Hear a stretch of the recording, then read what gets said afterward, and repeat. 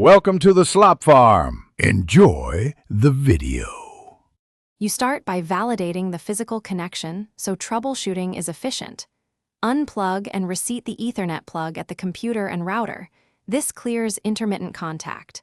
Look closely at the RJ45 clip and cable jacket for bent pins or cuts because visible damage breaks link integrity.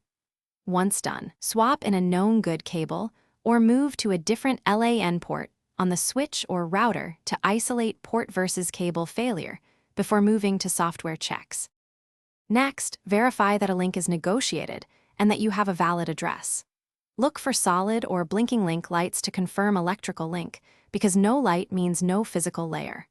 On your computer, run ipconfig or ifconfig to confirm IP, subnet, and gateway, and a PIPA 169.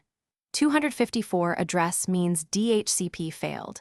Disable and re-enable the network adapter to force a new DHCP request, or temporarily set a correct static IP and gateway to test connectivity when DHCP is suspect. Finish by testing end-to-end connectivity and resolving upstream faults. First, ping the gateway to confirm LAN reachability, then ping 8 to test internet routing, and finally ping a domain name to verify DNS. If gateway responds but public pings fail, restart the modem or router because carrier or NAT issues often clear after a reboot. If DNS fails, set an alternate DNS like 8 temporarily. Troubleshooting tip: power cycle modem and router together, wait 30 seconds, then retry.